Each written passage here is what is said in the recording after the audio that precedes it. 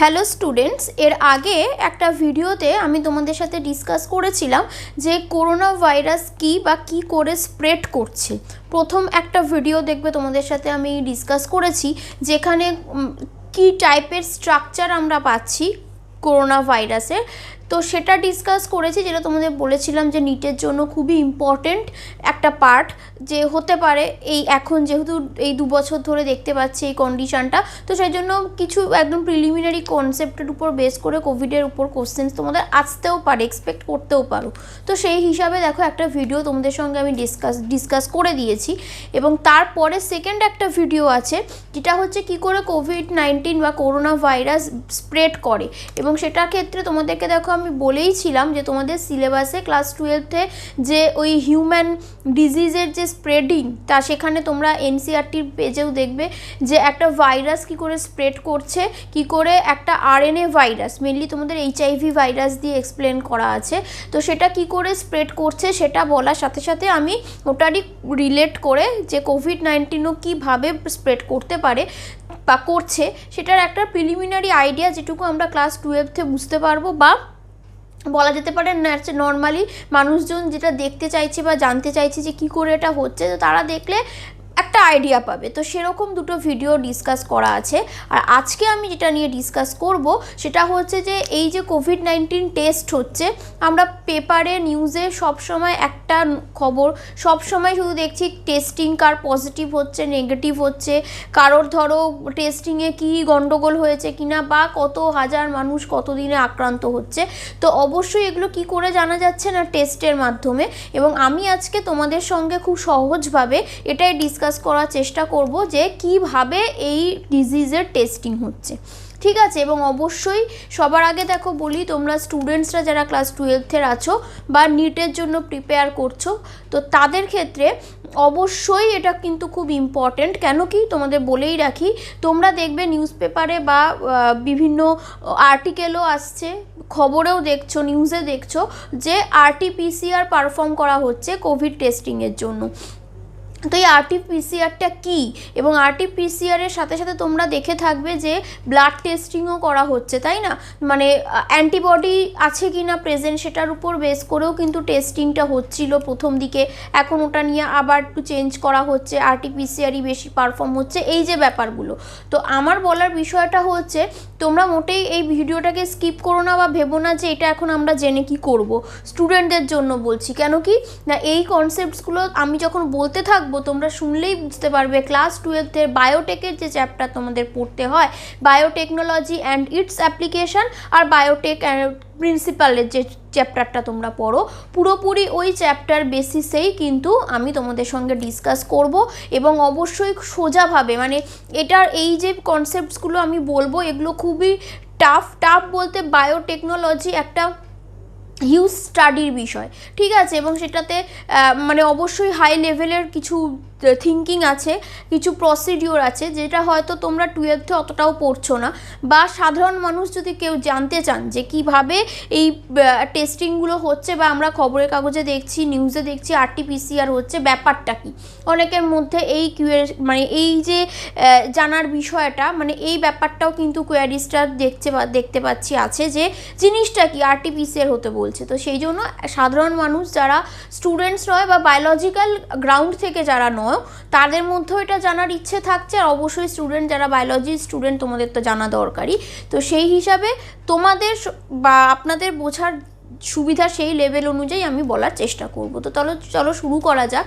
তো প্রথমে তাহলে বলি যে এই টার্মটা আমরা সবসময় শুনতে পাচ্ছি এখন, যে আরটিপিসিআর। এই আরটিপিসিআরের ব্যাপারটা কি? আরটিপিসিআর হচ্ছে, এর ফুল ফর্ম আমরা বলতে পারি রিভার্স ট্রান্সক্রিপশন পিসিআর বা রিভার্স ট্রান্সক্রিপ্টেজ পিসিআর, বা বলা যেতে পারে অনেক জায়গায় তোমরা দেখতে পাবে আরটিপিসিআরকে রিয়েল টাইম পিসিআরও বলছে, ঠিক আছে।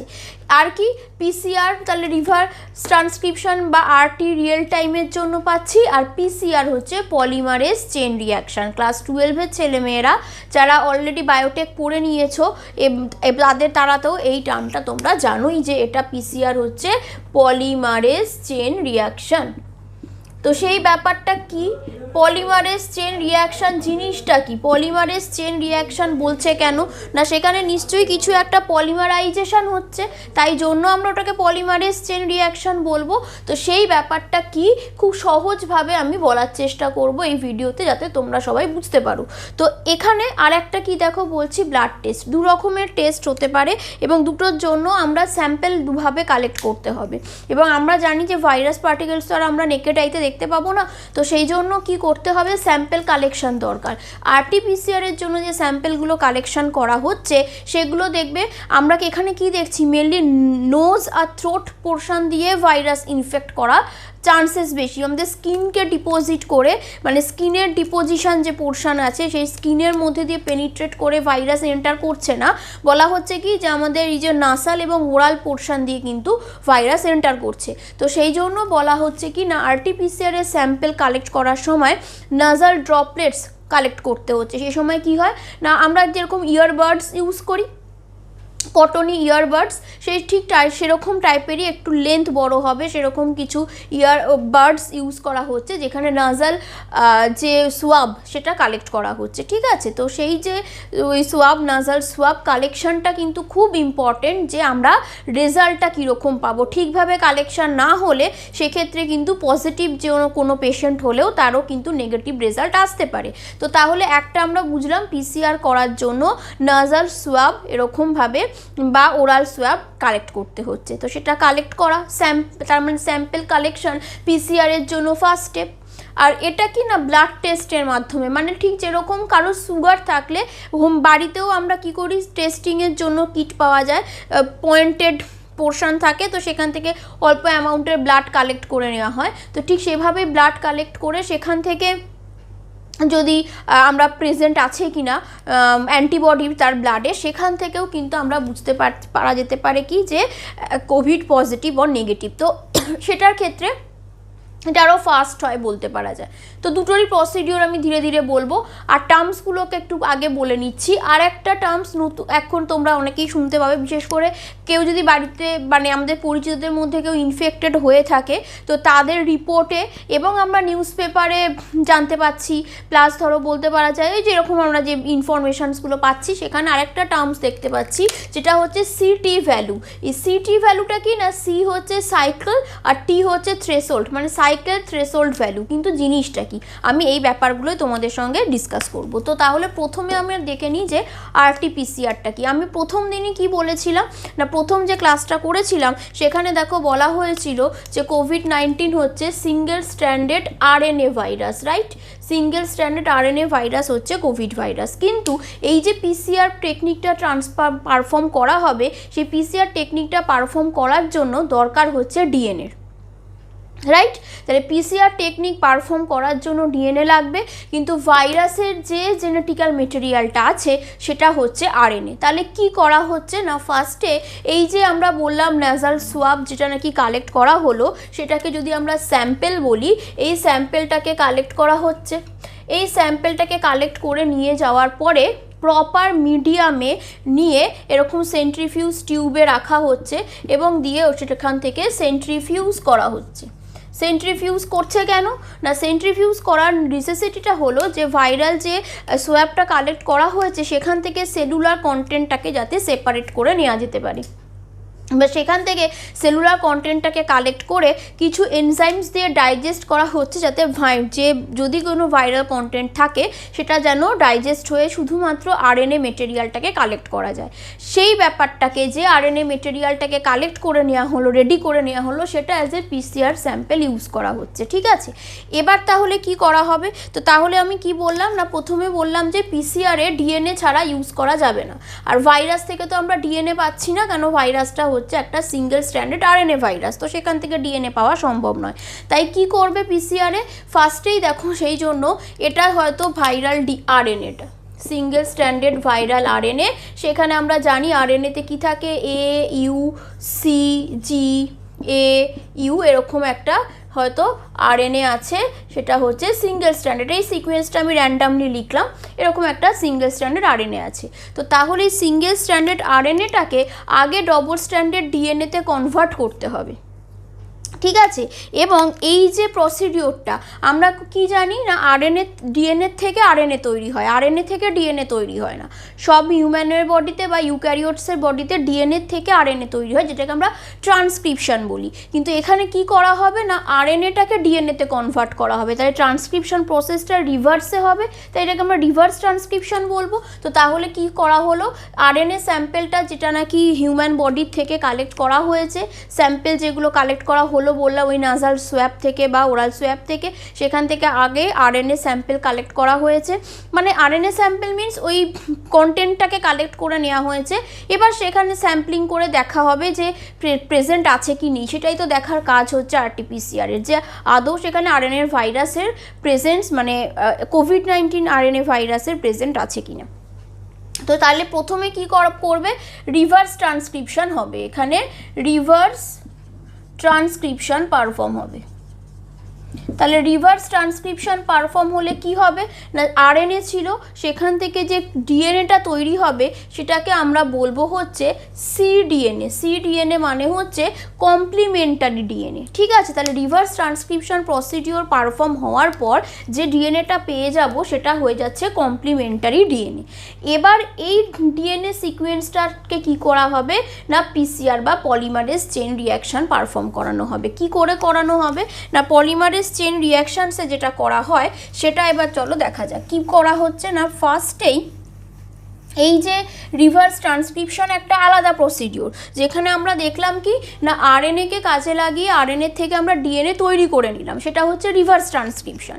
এবারে রিভার্স ট্রান্সক্রিপশনে যে কমপ্লিমেন্টারি ডিএনএটা ভাইরাসে তৈরি করে নিল সেটাকে এবার polymerase chain reaction, polymerase chain reaction মানে কি পলিমারাইজেশন হবে, এবং এটা চেন রিয়াকশন মানে একটার পর একটা হয়ে যাবে। জাস্ট আমরা বলতে পারি একটা জেরক্স মেশিন, আমরা জানি না জেরক্স মেশিনে তুমি একটা পেপার জেরক্স করতে দিয়েছো, সেই জেরক্স কপিটা তোমার যত দরকার তুমি তত দোকানে বলছো তত কপি তোমাকে জেরক্স করে দেবে। পিসিআরটাও ঠিক সেরকম, একটা সিঙ্গেল কপি অফ ডিএনএ থেকে তুমি multiple copy of DNA transcription যেরকম মানে ডিএনএ থেকে আরএনএ হয়, এখানে রেপ্লিকেশন নর্মাল হিউম্যান বডিতে যেমন হচ্ছে বা আদার্স লিভিং অর্গানিজমসের বডিতে যেরকম আরএনএ ডিএনএ থেকে ডিএনএ রেপ্লিকেশন হচ্ছে, সেই ব্যাপারটাকে আর্টিফিশিয়ালি করা হচ্ছে, তার মানে ডিএনএর কপি ফর্মেশন হচ্ছে, সেই ব্যাপারটাই হচ্ছে কিন্তু পলিমারেজ চেইন রিয়াকশন।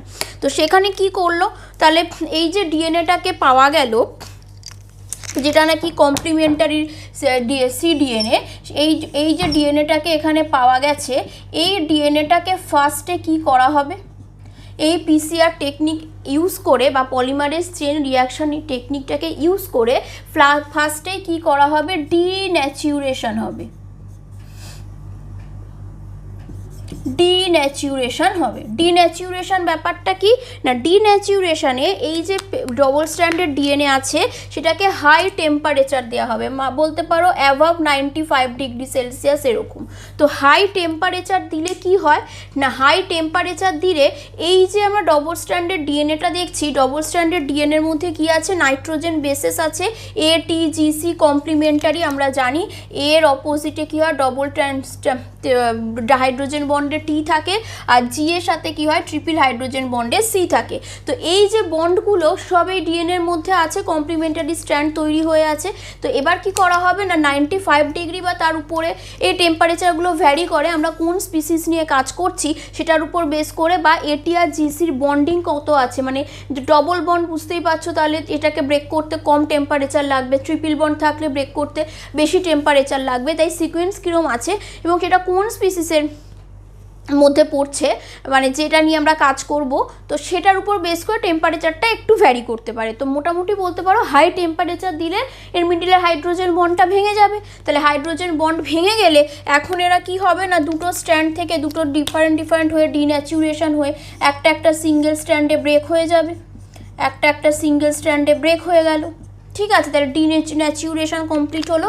এবার এটা হচ্ছে কোথায় না, পিসিআর মেশিন ইউজ হয়, যে পিসিআর মেশিন জাস্ট বলতে পারো আর কিছু নয়, সহজ কথায় বলতে গেলে টেম্পারেচার রেগুলেটিং একটা ডিভাইস বলা যেতে পারে, যেখানে কিছু কেমিক্যাল সাবস্টেন্সেসও অবশ্যই ইউজ করা হবে, বাফার থাকবে, তার সাথে কি হচ্ছে না টেম্পারেচারটাকে রেগুলেট করা হবে যাতে হাই টেম্পারেচারে বন্ডগুলো ব্রেক করে ওগুলো সিঙ্গেল স্ট্যান্ডার্ড হয়ে যায়। এবার যেই সিঙ্গেল স্ট্যান্ডার্ড হয়ে গেল সেই সময় কি করা হচ্ছে না, এখানে কিছু প্রোবস ইউজ করা হবে। কিছু প্রোবস ইউজ করা হবে। বা সেই প্রোবসের ব্যাপারটা এবার কি না, সেটা হয়ে যাচ্ছে দেখো যে এই যে স্ট্র্যান্ডটা আমরা পেয়েছি, এটা আমরা কি করেছি না, যে মানে আমরা যে সোয়াবটা কালেক্ট করা হয়েছিল স্যাম্পেলটা, সেখান থেকেই এটা এসেছে। তাহলে যদি আরএনএ ভাইরাসের জেনেটিক্যাল সিকোয়েন্সটা আমাদের জানার দরকার, এবং সেই সিকোয়েন্সটা জানার পরেই কিন্তু এই কাজটা করা হচ্ছে। তাহলে আগে সিকোয়েন্সিং হয়েছে, তার জিনোমিক সিকোয়েন্সিং। এবার জিনোমিক সিকোয়েন্সিং হলে ওই এটি জিসি কোনটার পর কি আছে ওই বেস পেয়ারিংগুলো জানা, এবং সেটার উপর বেস করে সায়েন্টিস্টরা কী করেছে, ডিফারেন্ট প্রোবস বার করেছে। সেই প্রোবসগুলোকে এবার ওই পিসিআরের মধ্যে এন্টার করিয়ে দেওয়া হলো। এবার প্রোবসগুলো নির্দিষ্ট সিকোয়েন্স আছে। আর কি আছে না, প্রোবসের বলা যেতে পারে আর একটু ডিটেলসে যদি বলি, একটা দিকে আমরা দেখব প্রোবসের একটা দিকে কি হয়েছে না, এরকম ডাই থাকে, মানে এগুলোকে এই প্রোবিং যেগুলো আছে বা এগুলোকে প্রাইমারও আমরা বলতে পারি। তো সেই প্রাইমারগুলোতে কি হয়, একদিকে হচ্ছে কি এরকম প্রোবস ইউজ করা হচ্ছে, আর একদিকে কি করা হচ্ছে মানে ফ্লুরোসেন্স কালারটা শো করবে তার জন্য আর একটা দিকে ইউজ করা হচ্ছে, এগুলোকে আমরা বলছি হচ্ছে কোয়েঞ্চার। কীরকম ব্যাপারটা হয় না, এই যে আমরা সিকোয়েন্সিংটা করা হলো, এই প্রোব তৈরি করা হলো বা প্রাইমার যেগুলো ডিজাইন করা হয়েছে, যেগুলো নাকি স্পেসিফিক হবে সেই পার্টিকুলার ভাইরাসের জন্য, যাতে তার জিনোমিক স্টাডি করে, মানে যদি দেখা যায় যে আমি যে স্যাম্পেলটার পিসিআর করছি সেটা এরই কমপ্লিমেন্টারি হচ্ছে, মানে এখানে তো কিছুই নয়, এটি জিসির সিকোয়েন্সই আছে, এবার সেই সিকোয়েন্সটা এমনভাবে করা যেটা কিন্তু ওই জিনোমিক সিকোয়েন্সের সাথে মানে ভাইরাল জিনোমিক সিকোয়েন্সের সঙ্গে ম্যাচ করবে এরকম। তো তাহলে নিশ্চয়ই এ কমপ্লিমেন্টে এর অপোজিটে ওরকম কোনো সিকোয়েন্সের সঙ্গেই বাইন্ড করবে যেটা এর সঙ্গে কমপ্লিমেন্টারি হবে, এটুকু ক্লিয়ার। তো সেই জন্য এই সিকোয়েন্সিংগুলো বানানো হচ্ছে, যেখানে কি হয় না, সোজাভাবে আমি যদি বলতে চাই, ডাই আছে, একটা কালার আছে, আর তার সাথে কোয়েঞ্চার আছে। সেটার ব্যাপারটা কীরকম না, এই যে প্রোবসগুলো বা এই প্রাইমার ধরগুলো ইউজ করেছি, ওগুলো কি হয় এই সিঙ্গেল স্ট্যান্ডার্ড কন্ডিশনে যেই আছে ওরা আর গিয়ে বাইন্ড করছে না। ওরা কি করবে না, যখনই এই যে পোর্শনটা এরকমভাবে খুলে রয়েছে, তো এবার ডিন্যাচুরেশনের পরে কি হবে, অ্যানিলিং করা হবে। অ্যানিলিং করা হবে সেকেন্ড স্টেপ, ডিন্যাচুরেশনের পরে সেকেন্ড স্টেপে অ্যানিলিংয়ে কি করা হচ্ছে না, এই যে জিনিসগুলো এই 95 ডিগ্রি সেলসিয়াসে ছিল, এবার টেম্পারেচারটাকে কমিয়ে আনবে। কীরকম না, মোটামুটি বলতে পারো 50 to 55, যেরকম বললাম ওটা ভ্যারি করতে পারে টেম্পারেচারটাকে কমিয়ে দিলে। এবার টেম্পারেচার কমিয়ে দিলে ওরা কী করবে, রিন্যাচুরেশন করবে। ডিন্যাচুরেশন মানে ব্রেক করে গেছিলো, খুলে গেছিলো, আবার একসঙ্গে হবে মানে রিন্যাচুরেশন হবে। তো এই যে যখন অ্যাড হতে চাইবে, এর ডিএনএ স্ট্র্যান্ডগুলো কী হয়েছে অনেকটা বড়, আর প্রোবেস সিকোয়েন্সগুলো বা প্রাইমার্সগুলোকে ছোট ছোট প্রাইমার ডিজাইন করা হয় যাতে ওদের মলিকিউলার ওয়েটটা কম হয়, এবং মলিকিউলার ওয়েট কম হলে কি হবে, ওগুলো বেশি তাড়াতাড়ি মুভ করবে। আমরা জানি ওয়েট বেশি হলে ছুটতে সমস্যা হয়, যে খুব রোগা পাতলা সে তাড়াতাড়ি ছুটে চলে যেতে পারে নিজের জায়গায়। তো সেই জন্য কি হয় না, সিকোয়েন্সিংগুলোকে ছোট ছোট রাখা হয় প্রাইমার্সগুলোকে, যাতে ওগুলো তাড়াতাড়ি মুভ করতে পারে। তো ওই প্রাইমারগুলো তখন কি করবে না, স্পেসিফিক ও যেখানটায় সাইট পাবে বলতে পারো সেই জায়গাটায় গিয়ে অ্যাটাচ হয়ে যাবে, এবার যেই গিয়ে এরকম এই সিকোয়েন্সিংটা হয়ে গেল, যেই অ্যাটাচমেন্টটা হয়ে গেল, তখন দেখা যাবে কি এরকম মুভ করতে করতে যেই ডবল স্ট্যান্ডের মধ্যে গিয়ে অ্যাটাচ হয়ে যাচ্ছে, তখন দেখা যাবে কি না এই পোর্শনটা আলাদা হয়ে গেছে, এই কোয়েঞ্চারের পোর্শন থেকে এটা আলাদা হয়ে যাচ্ছে। তখনই কি হবে না, কোয়েঞ্চারটা কি করে না, যতক্ষণ পর্যন্ত ঠিকঠাক সিকোয়েন্স না পাবে ততক্ষণ পর্যন্ত এই ডাইটাকে বাইন্ড করে রাখছে, এবং আমাদের কিন্তু ফ্লুরোসেন্স কালারটা এমিট করতে দেবে না। এটা ফ্লুরোসেন্স মানে কালার এমিশনের জন্য ডাই ইউজ করা হয়েছে, বিভিন্ন সাইবার গ্রিন হতে পারে, প্রোবের জন্য যদি বলো ট্যাকম্যান প্রোব ইউজ করা যেতে পারে, এগুলো আরও মানে হাই লেভেলে, মানে এইচএসের জন্য দরকার নেই, তারপরে লাগবে। তো সেই জন্য জাস্ট আমি বলছি তোমরা জানার জন্য জেনে রাখো। তো এরকম কিছু ডাই ইউজ করেছে, তো যেই ডবল স্ট্যান্ডার্ড ফর্ম হয়ে গেছে তখন কি হবে না, কোয়েঞ্চার থেকে আলাদা হয়ে যাবে। যেই ডিটাচ হয়ে গেছে তখন এরা কি করবে, ফ্লুরেস করবে। তো তাহলে এই যে পিসিআরে কি করা হলো, প্রথমে তাহলে রিভার্স ট্রান্সক্রিপশন করা হয়েছে, করে ডিএনএ ফর্ম করে নিলাম। এবার ডিএনএটাকে ডিনেচার্স করে সিঙ্গেল স্ট্যান্ডার্ড করে প্রপার প্রোব এবং কি হয়েছে না ওই যে প্রাইমার্স যেটা বলছি ইউজ করা হয়েছে, এবং সেটা ইউজ করার পরে আমরা দেখছি কি না এখানে বাইন্ড করে গেছে। এবার বাইন্ড যেই করে যাবে তখন দেখছি প্রোভের থেকে এখানে সেপারেট হয়ে গেছে, তাই এখানে ওই যেটা নাকি ফ্লুরোসেন্স লাইট এমিশন পাবো। কীভাবে পাবো এবং সেটা ডিটেক্ট করার মাধ্যমেই আমরা বুঝতে পারবো যে আমরা যে প্রোবটা ইউজ করেছিলাম বা যে প্রেজেন্সটা দেখার জন্য ডিটেকশনটা করতে চেয়েছিলাম সেটা প্রেজেন্স আছে কি নেই, ওই ফ্লুরোসেন্সের এমিশনটা কতটা সেটা থেকে ডিটেক্ট করতে পারবো। তাহলে এই প্রসিডিওরটা হচ্ছে পিসিআর প্রসিডিওর, যেখানে আমরা কি করছি না এবার এই যে ব্যাপারটা হলো এর পরের স্টেজটা আমরা দেখবো কি না আরও কি হচ্ছে না এই যে ডিন্যাচুরেশন হলো, অ্যানিলিন হলো, তারপরে ওটাকে মাল্টিপ্লাই হতে থাকবে, মানে এইরকম চেঞ্জগুলো বারবার অনেক তৈরি হতে থাকবে। ঠিক আছে, তাহলে অ্যানিলিংয়ের পরে ওটা কি হবে না আরও মানে হিউজ অ্যামাউন্টের চেঞ্জ মানে ডিএনএ আফটার ডিএনএ তৈরি করতে থাকবে, এবং যেখানে দেখবো কি না এরকম কিন্তু যদি সেম সিকোয়েন্সই পায় যেখানে ওই যে প্রোবসগুলোকে ইউজ করেছি তো সেগুলো অ্যাটাচ হতে থাকবে, এবং অ্যাটাচ হতে তার মানে কি তখন ফ্লুরোসেন্সের এমিশনটাও বাড়বে। এইটা তো এটা হচ্ছে কমন পিসিআর। এবার যদি দেখা যায় যে কোনো আরএনএ সিকোয়েন্স থেকে আমাকে পিসিআর করতে হচ্ছে, তাহলে আগে রিভার্স ট্রান্সক্রিপশন পারফর্ম করে আরএনএ স্যাম্পেলটাকে ডিএনএতে কনভার্ট করে নিতে হচ্ছে, তারপরে আমাদেরকে ডিন্যাচুরেশন, অ্যানিলিন এবং পলিমারাইজেশন স্টেপ পারফর্ম করতে হচ্ছে। পলিমারাইজেশন মানে যে মাল্টিপল যে তৈরি হতে থাকবে চেন, পলিমারেজ চেন রিয়াকশান যেটা বলছি, যে একটার পর একটা এরকম ডিএনএ তৈরি হতে থাকছে, হিউজ অ্যামাউন্টের মাল্টিপল কপি তৈরি হচ্ছে।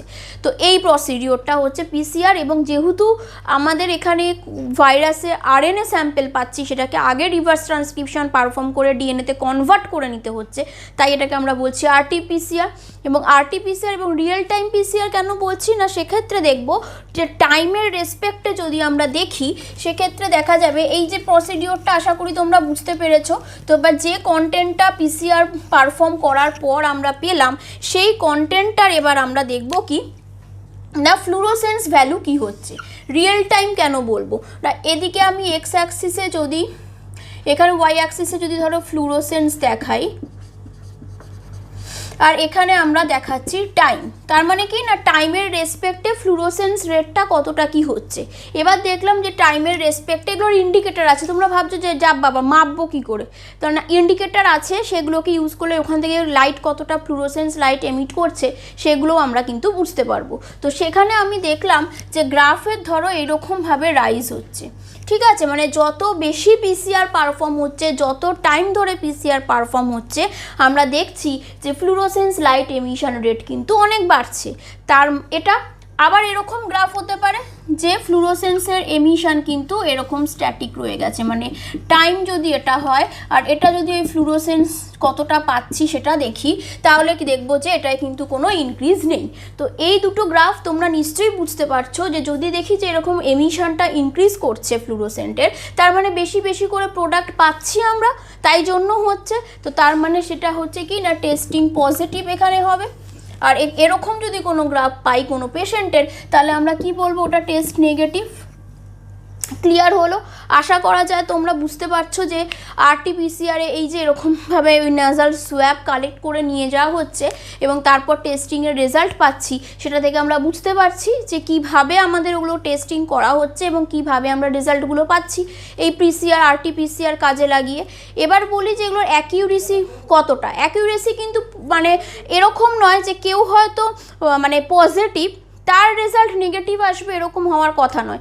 নেগেটিভ কোনো পেশেন্টের রেজাল্ট কখনো পজিটিভ হয়ে যেতে পারে, ওই সিকোয়েন্সিংয়ে গন্ডগোল, ফ্লুরোসেন্সের রেঞ্জ কখনো কখনো হয়তো চেঞ্জ হতে পারে, তো যেটার জন্য ঠিকঠাক ডিটেকশন না হয়। তো সেটা কিন্তু 98% আমরা বলতে পারি ঠিকঠাক প্রপার রেজাল্টই এখনও পর্যন্ত যা বলা হচ্ছে যে আমরা পাচ্ছি।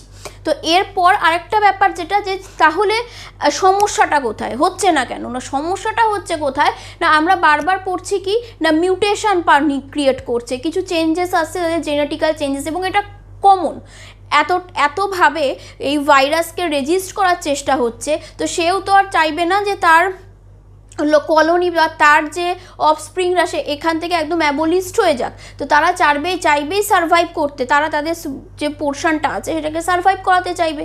এবং সারভাইভ করাতে চাইলে একটাই অপশান, যে যেভাবে আমাদেরকে যে কেমিক্যালসগুলো ইউজ করে কিল করার ট্রাই করছে সেগুলোর এগেনস্টে আমাকে রেজিস্ট্যান্স হতেই হবে। সেটা করতে পারলেই ভাইরাস রেজিস্ট্যান্স হবে, এবং রেজিস্ট্যান্সই আনার জন্য ওদেরকে অবশ্যই মিউটেটেড হতে হবে। তো তাই বারবার মিউটেশন হচ্ছে, এবং সেখানে গিয়ে প্রবলেমটা হচ্ছে কেন কি, দেখো আমরা প্রথমেই শুরুতেই আমি বললাম যে এই যে সিকোয়েন্সিং করার জন্য বা RT-PCR করার জন্য এই যে প্রোবসগুলো বা প্রাইমার যেটা বলতাম ইউজ করা হচ্ছে, তো সেই প্রাইমার ইউজিংয়ের জন্য সিকোয়েন্সটা তো আমাকে জানতে হবে, যেটার এগেনস্টে প্রবিংটা করা হচ্ছে বা যে ডাই ইউজ করে কমপ্লিমেন্টারি স্ট্র্যান্ড ক্রিয়েট করা হচ্ছে প্রাইমারের। কিন্তু সেটা করার আগে তো এটা জানতে হবে যে ভাইরাসের জেনেটিক্যাল সিকোয়েন্সটা কী। তো সেটা জেনে সায়েন্টিস্টরা প্রোবসগুলো ইউজ করেছে, বার করেছে। কিট আমরা বলছি না, কিট এখনও হয়নি, কিট এখনও আসেনি।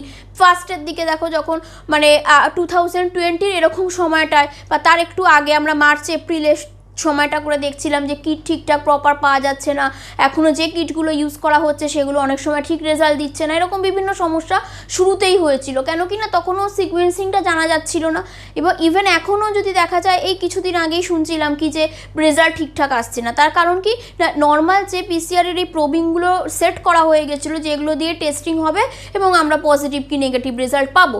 কিন্তু দেখা যাচ্ছে কি যে ভাইরাসের আবার কিছু মিউটেশন হয়েছে, যার জন্য ওই সিকোয়েন্সে চেঞ্জ হয়েছে।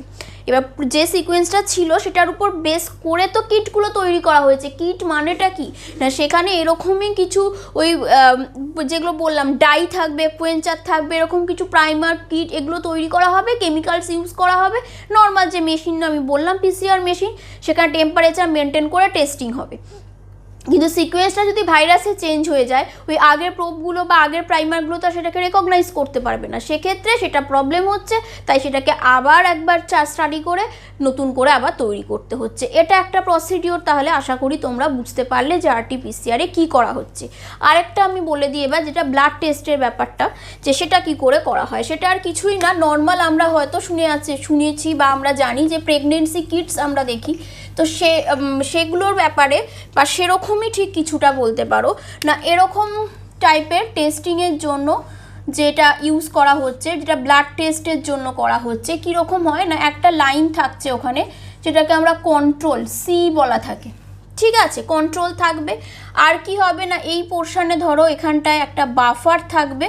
কোনটার কি ফাংশন হচ্ছে আমি বলে দিচ্ছি। এটা হচ্ছে কিটটা, ঠিক যেরকম RT-PCR ইউজ করা হচ্ছে, যেখানে ওই নাজাল সোয়াব বা ওরাল সোয়াব ইউজ করা হচ্ছে, ঠিক সেরকম ব্লাড টেস্টিংয়ের মাধ্যমে কি করে বোঝা যাচ্ছে যে পজিটিভ কি নেগেটিভ, সেটা আমি দেখো তোমাদের বলছি। তো এরকম কিট যেটা ইউজ করা হয়, বাফার থাকে, এখানে একটা পোর্শন থাকে যেখানে কি হচ্ছে না, স্যাম্পেলটাকে ডিপ রাখা যায় আর কি, মানে স্যাম্পেলটাকে যেখানে পুট করব তার একটা পোর্শন এখানে আমরা দেখতে পাচ্ছি।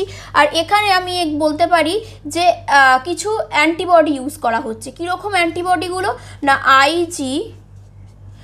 IgM আর IgG, এই অ্যান্টিবডিগুলো যারা আমরা জানি 11-12 স্টুডেন্টস তোমরা জানো, IG for immunoglobulin, IgG IgM এগুলো হচ্ছে অ্যান্টিবডি। তো এইগুলো হচ্ছে অ্যান্টিবডি। তো এবার কি করা হচ্ছে না, স্যাম্পেল যেটা কালেক্ট করা হলো সেই স্যাম্পেলটাকে এখানে বসিয়ে দিয়ে দেওয়া হলো। এই যে এখানটায় স্যাম্পেল দেওয়া হয়েছে। এবার স্যাম্পেল দেওয়ার পর বাফারটা কেন আছে না, বাফারটা যাতে এই স্যাম্পেলটাকে পুরো এই কিটটা বরাবর ট্রান্সফার করতে পারে, সেই জন্য এখানে একটা বাফার দেওয়া আছে। তো বাফারটা কি করবে, যেই এখানে একটা সলিউশন, সেই সলিউশনটা ওই কিটেই দেওয়া থাকে। তো যেই স্যাম্পেল ইউজ করা হচ্ছে তখন বাফারটা কি করবে, এটা দিয়ে মুভ করাবে। এবার মুভ করানোর পরে আমরা যদি দেখি টেস্টিংটার পর একটু কিছুক্ষণ ওয়েট করতে হবে, তারপর যদি দেখি যে এখানে আমরা IgM যেটা IgM-এ একটা ডট পাচ্ছি, তার মানে আমাকে কি বুঝতে হবে না, IgM-এ একটা ডট পাচ্ছি মানে সে ইনফেক্টেড। IgM তাই জন্যই তৈরি হয়েছে, অ্যান্টিবডি আমরা জানি অ্যান্টিজেনের প্রেজেন্সে বডির প্লাজমাতে, মানে আমাদের ব্লাডের প্লাজমাতে ফর্ম করে। তো তার মানে IgM-এর প্রেজেন্ট আছে, তাহলে বুঝতে পারবো সে ইনফেক্টেড। এবার আমরা দেখছি যে IgM-এ প্রেজেন্ট নেই, কিন্তু আইজিজিতে অ্যান্টিবডির প্রেজেন্স পাচ্ছি, তার মানেও সে ইনফেক্টেড। কোনটার কি ডিফারেন্স আমি বলে দিচ্ছি। আর দেখা গেল ধরো আইজিএম আর আইজিজি দুটোতেই আমি দেখছি যে এখানে প্রেজেন্স পাওয়া যাচ্ছে, ডট পাওয়া যাচ্ছে, তার মানে অবশ্যই সে ইনফেক্টেড। তো তাহলে ব্যাপারটা কি দাঁড়াচ্ছে না, যদি আমি দেখি এই রকম কন্ডিশন, আইজিএম কি করে না ফাস্ট ডিটেকশন। ফাস্ট ডিটেকশন মানে কি না, ফাস্ট ডিটেকশনের মিনিং হচ্ছে কোনো একটা ভাইরাস, সেই ভাইরাসটা যদি সেই ইন্ডিভিজুয়ালের জন্য প্রথমবার ইনফেক্ট করে থাকে, সেই ফার্স্টবার ইনফেকশন যে হয়েছে সেটার ডিটেকশন হবে যদি বডিতে প্রথমেই দেখি আইজিএম এর প্রেজেন্ট আছে। কেন আইজিএমটা ফার্স্ট অ্যাক্টিভিটি শো করে, তো তার মানে আইজিএম যদি এখানে শো করছে, তার মানে তার এই যে ফ্লুইডটা মানে ব্লাড ইউজ করা হয়েছে, অবশ্যই ব্লাডের শুধু প্লাজমাটা কালেক্ট করে দেওয়া হয় সেলটাকে সেপারেট করে, কিন্তু দেখো এটাও আমরা শুনেছি যে বাড়িতে এসে ব্লাড কালেক্ট করে টেস্ট করে তখনই বলে দিয়ে যাচ্ছে যে পজিটিভ কি নেগেটিভ। তো সেক্ষেত্রে বুঝতেই পারছো বাড়িতে বসে তো আর কেউ ব্লাড কালেক্ট করে প্লাজমার সঙ্গে প্লাজমা আর ব্লাড সেলসকে সেপারেট করতে পারবে না, তো সেক্ষেত্রে পুরো ব্লাডটাকেই ওখানে ট্রান্সফার করা হয়, প্রবলেম হয় না। তো সেক্ষেত্রে তাহলে এম যদি প্রেজেন্ট আছে বললাম যে সে তার মানে ফার্স্টবার ইনফেক্টেড হয়েছে, মানে প্রথমবার সে সেই ভাইরাসটাতে ইনফেক্টেড হলো। যদি দেখি যে জি প্রেজেন্ট আছে, এম প্রেজেন্ট নেই, তার মানে বোঝা যাবে কি সে অনেক আগেই এই ভাইরাসে ইনফেক্টেড হয়েছিল এবং তার বডিতে সেই মানে এমটা অ্যাক্টিভিটি হওয়ার পরে এমের থেকে আবার সেটা জিও অ্যাক্টিভ হয়ে গেছে, জিও অ্যাক্টিভ হয়ে কিন্তু আমরা দেখছি অ্যান্টিবডি জিএরও প্রেজেন্ট পাচ্ছি। আর যদি দেখি জি আর এম দুটোই আছে, তার মানে সে এখনও ইনফেক্টেড, তাই এমটাও অ্যাক্টিভিটি শো করছে আর তার সাথে সাথে অলরেডি জিটারও অ্যাক্টিভিটি শুরু হয়ে গেছে বা কাজ শুরু হয়ে গেছে। এরকমভাবে একটা ডিটেকশন থেকে আমরা বলতে পারছি যে কি পজিটিভ না নেগেটিভ। আর কন্ট্রোলটা কেন ইউজ করা হয় না, অনেক সময় দেখা গেল ধরো যে কেউ যদি নেগেটিভ হয় কি করে বুঝবো, আমরা তো এমেও রেজাল্ট পাবো না, জিতেও রেজাল্ট পাবো না, মানে কোনো রকম ডট পাবো না। তো তাহলে এই যে এখানে যে স্যাম্পেলটা ইউজ করা হয়েছে, এই কিটটা যে এত ভালো সেটা কি করে বুঝবো। স্যাম্পেল হয়তো ইউজ করা হয়েছে, দেখা গেল বাফারটা স্যাম্পেলটাকে এত দূর ট্রান্সফারই করতে পারেনি, তো সেখানে পজিটিভ নেগেটিভ রেজাল্টটা আসবে কোত্থেকে। সেই জন্য কি করা হয়, এখানটা কন্ট্রোল মানে নর্মাল বডিতে যে অ্যান্টিবডি অবশ্যই প্রেজেন্ট থাকবে, এটা কমন, তো সেটুকু বোঝার জন্য এখানে একটা কন্ট্রোল সেট থাকে, যেখানে কি না এই পুরোটাকে ওভারকাম করে যাওয়ার পর এখানে আমি রিডিং পেয়ে যাচ্ছি। তার মানে বুঝতে হবে যে এখানে রিডিং পেয়েছি মানে টেস্ট কিটটা ওকে, ওটা ঠিক আছে, ব্লাডটা পুরোপুরি এই পোর্শন দিয়ে ট্রান্সফার হয়েছে, তাই কন্ট্রোলে আমি ডট পাচ্ছি। টেস্ট কিটে কোনো প্রবলেম নেই, এই দুটোতে আমি নেগেটিভ রেজাল্ট পেয়েছি। কেন কি আমি নেগেটিভ এখন আপাতত কোভিডের জন্য। আশা করি তোমাদের কাছে ক্লিয়ার হলো যে মোটামুটি প্রিলিমিনারিভাবে যে কি করা হচ্ছে বা কি করে টেস্টিং করা হচ্ছে এই আরটিপিসিআরে, যেখানে এই সোয়াব কালেক্ট করা হচ্ছে বা ব্লাড টেস্টের মাধ্যমে কি করে এগুলো টেস্টিং করা হচ্ছে। আশা করি এই দুটো কনসেপ্ট তোমাদের কাছে ক্লিয়ার হলো। লাস্টে আর একটা টপিক যেটা বলার আমি বলি যে সিটি ভ্যালু যেটা নাকি তোমাদেরকে বলছি, সেইটাতে আমরা কি বুঝছি। সিটি ভ্যালুটার ব্যাপারটা হচ্ছে কীরকম, সেখানে আমরা পড়ব যে সাপোজ কারোর রেজাল্ট পাওয়া গেল, মানে টেস্টে কোভিডের টেস্টে পাওয়া গেল যে কারোর সিটি ভ্যালু আমরা পাচ্ছি হচ্ছে 20, কারোর সিটি ভ্যালু পাচ্ছি হয়তো 10, কারোর সিটি ভ্যালু হয়তো পাওয়া গেল 40।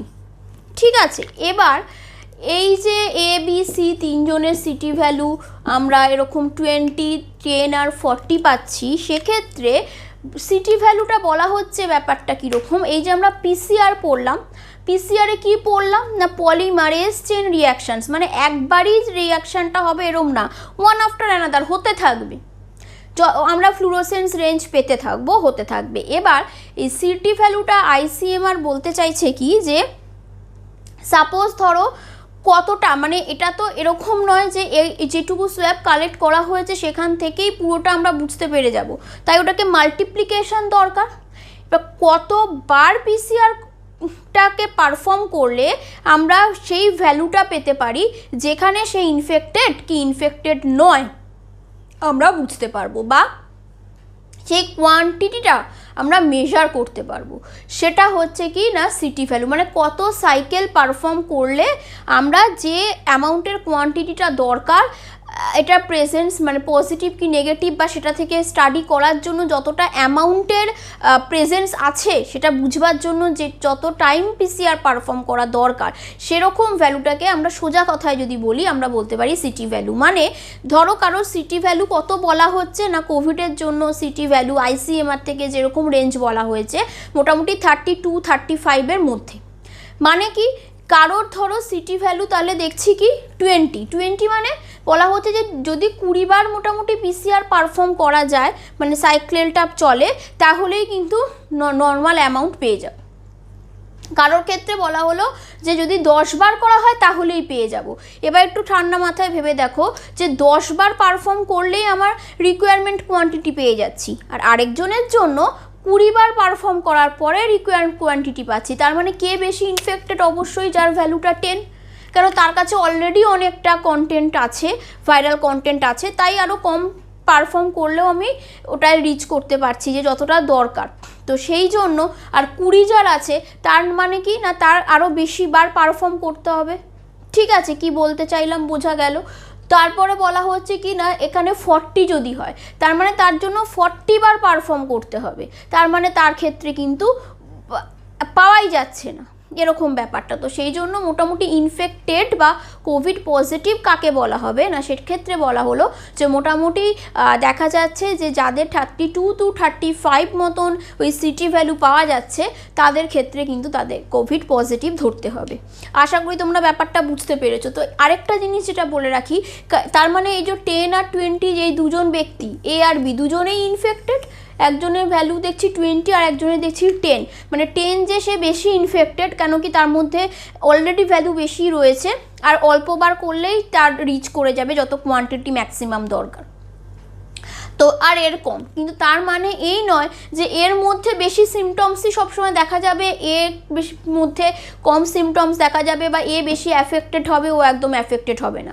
সেটা কিন্তু ডিপেন্ড করছে তার বডির ইমিউন সিস্টেম কিভাবে অ্যাক্টিভ হচ্ছে বা তার বডির ইমিউন সিস্টেম কিভাবে শো করছে। দেখবে অনেক ক্ষেত্রেই বলা হচ্ছে যে অনেক ওল্ড পারসন সে কিন্তু সারভাইভ করছে, রিকভারি করছে, আবার অল্প কম এজেরও অনেকে কিন্তু খুব খারাপ অবস্থায় চলে যাচ্ছে, ইভেন ডেথও হচ্ছে।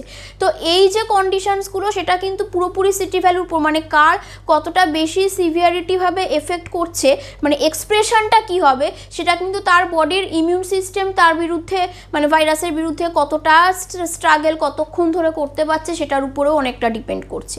আর এই ভ্যালুটা জাস্ট তোমাকে সিলেক্ট করতে হেল্প করবে কি যে মোটামুটি যেটা বললাম আইসিএমআর যেটা জানিয়েছে যে সেখানে যে 32-35 এরকম মতন হলে আমরা কিন্তু কোভিড পজিটিভ ধরবো। তো এই জিনিসগুলো আমার জাস্ট তোমাদের সঙ্গে ডিসকাস করার ছিল, কেন কি না এগুলো আমরা সব প্রতিদিন এখনকার যা কন্ডিশন চলছে প্রতিদিন আমরা নিউজ পেপারে এবং নিউজে এই কনসেপ্টগুলোকেই দেখছি, এই আরটিপিসিআর সিটি ভ্যালু এই জিনিসগুলোকে খুব দেখতে পাচ্ছি।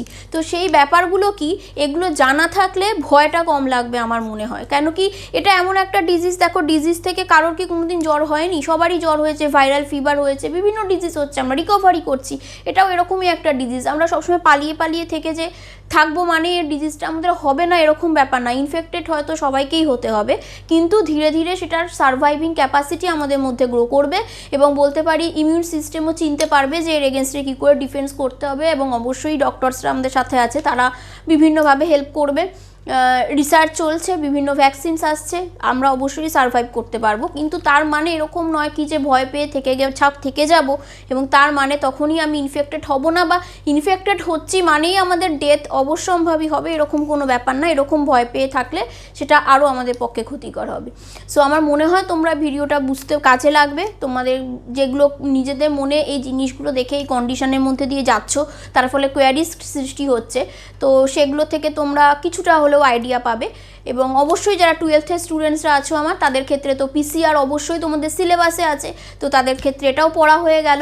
তার সাথে সাথে তোমরা একবার টেক্সট বুকটা খুলে পড়ে নেবে স্টেপগুলো, সেখানে দেখবে অ্যানিলিং, তারপর পলিমারাইজেশন, ডিন্যাচুরেশন, প্রোবিং, কোয়েঞ্চার, এই কনসেপ্টসগুলো কিন্তু তোমরা ওখানে পেয়ে যাবে এবং রিলেট করতে পারবে। সো আরও যদি তোমাদের কিছু জানার থাকে তোমরা অবশ্যই কমেন্টে জানিও, আমি রিপ্লাই করব। Thank you.